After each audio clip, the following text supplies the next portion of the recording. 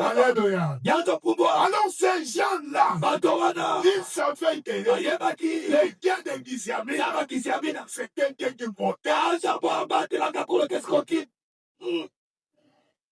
Les dieux de Gisiamina, c'est un dieu. Même pas aujourd'hui. Même demain. La femme est protégée. Il y a un problème. Il sera à côté de toi. Laisse-moi te dire, ce qui te menace, c'est le présent. Dieu, il protège.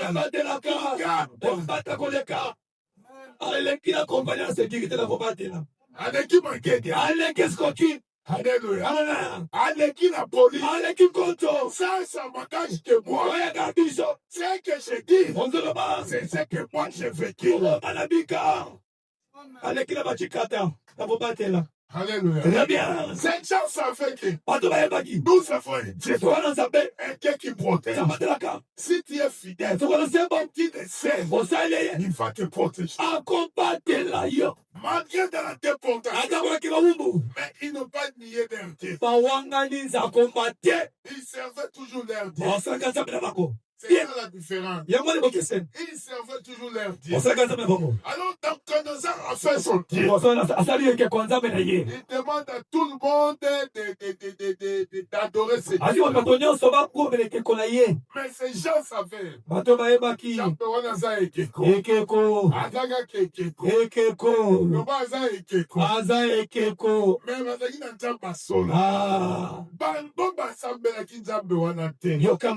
Alors, on est allé les acquiser chez les rois. Les rois les appellent.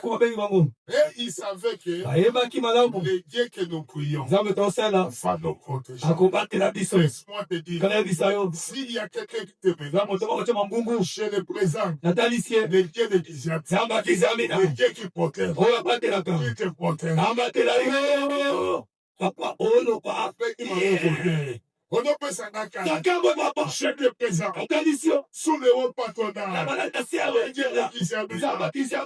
protection, soit ton papa, s'il y a des sorciers, s'il y a des gens,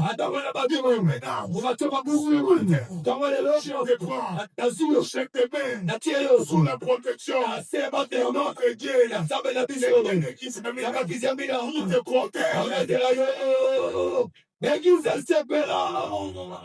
Tout celui qui te dérange, à partir d'aujourd'hui, je te mets sous la protection. Personne ne te verra. Personne ne va te toucher. Celui qui te va te toucher, il va tomber avant toi. Celui qui va te toucher, il va tomber avant toi. Il va savoir.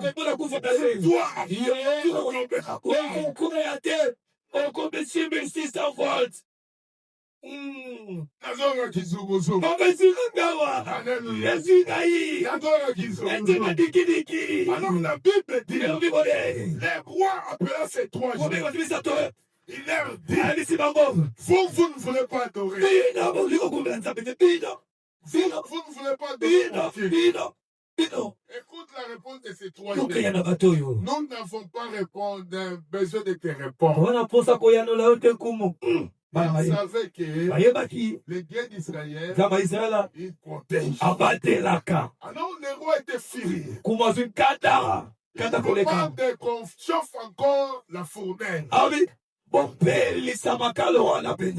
Et il dit au plus vaillant soldat, prenez-moi ces trois jets et les jeter dans la fournaise. Tout ce que Dieu a fait, il ne savait pas. Si tu combats quelqu'un que Dieu protège, toi tu tomberas avant lui.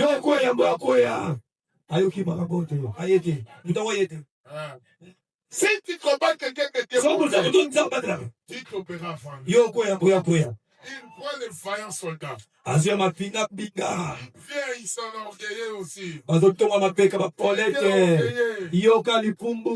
prend Meshach, Azu meshake. Abednego, Yonu et papier, vous avez fait il meshake. les amène dans la fournaise. Akela wana bula moto. Arrivé dans la fournaise, Comme la bula moto. la Bible déclare on a chauffé les feux 3 fois. Oiga papelisi ba bula moto ko leka balisato. Et il prend les 3 jeunes. Ah, zibila ngamisato. Il les jeta dans les feux. Ampo akibako. La Bible déclare Ngoloba. c'est lui qui a jeté ces 3 Moto jeunes. misato akina moto. Le feu l'a atteint. Moto ziye. Il est mort. Akufi. Mais les 3 jeunes Lenga misato. sont tombés Bakoi.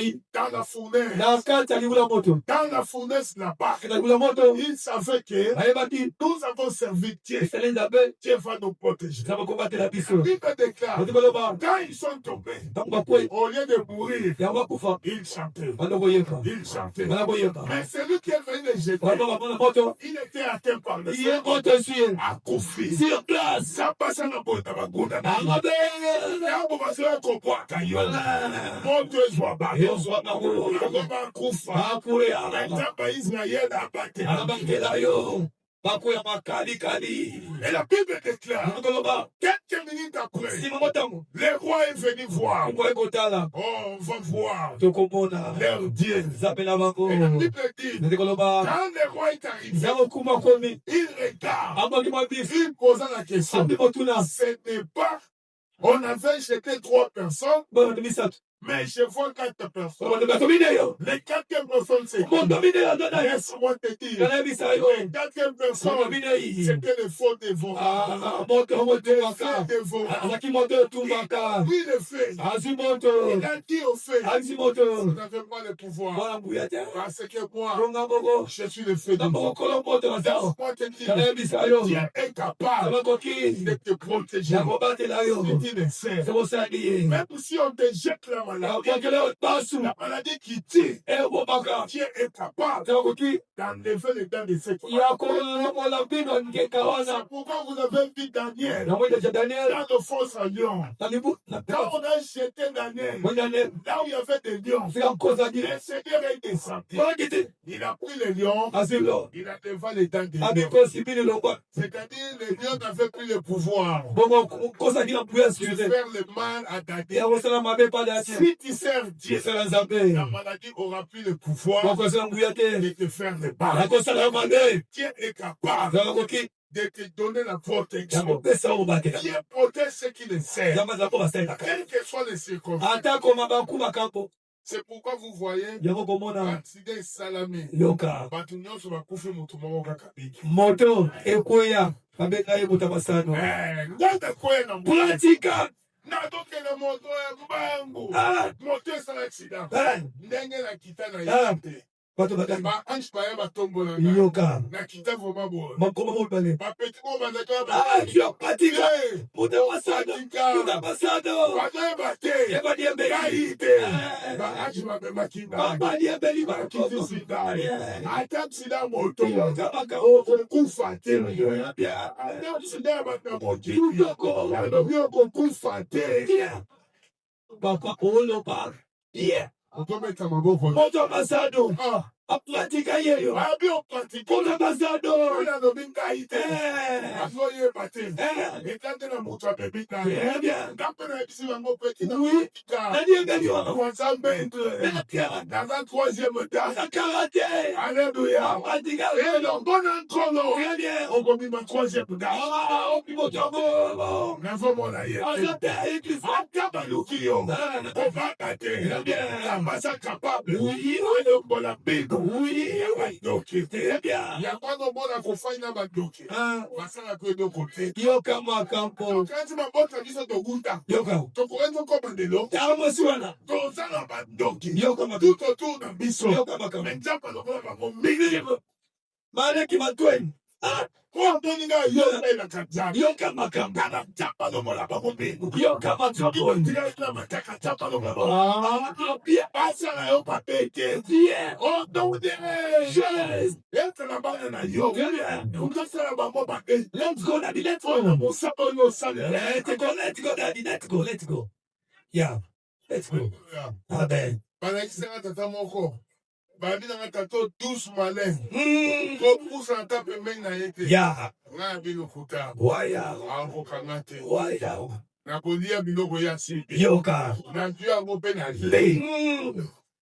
atala nga mpe bona pima na jenda. Malin.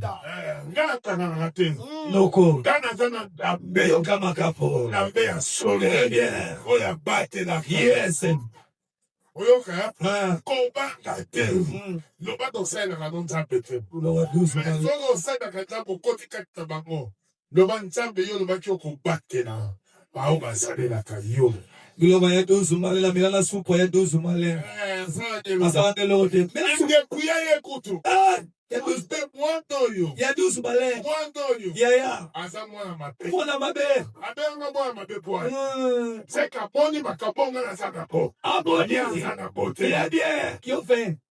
Fait malin. Alléluia. Amen. atali nga babingisi motu Mwana nanga bandoki bandingisa motu Très bien. soki bafele babi oyo yete Yende. tokosimba ye te Yoka makapo. soki osimbi ye Ah. koza lokola soso te Ah. oyebi soso Pafomola. na mfwengi oyebi mfwengi alia soso po wani Ah.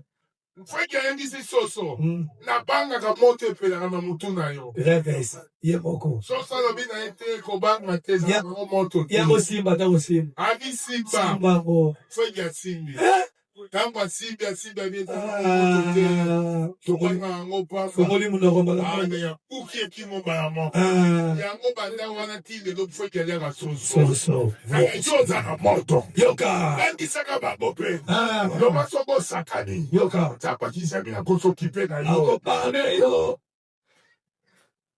Fue. atoza na makasi te Ah. loba na kobenga kosaki te Ah. akotikela yo moto Ya. kosakana na ngai te Ya didi ya oya. akosakanaka na ngai lisusu te Très bien. akobaka Ya didi na yo soso ba ye.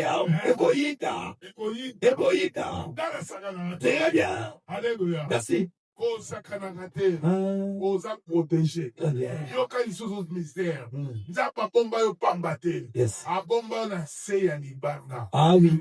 na se ya rocher Bien. c'est-à-dire po moto azwa yo Bien. il faut tout à rocher oyo soki atuti rocher bible elobi akose erte na mosapi ya suka Arobeta limbaku.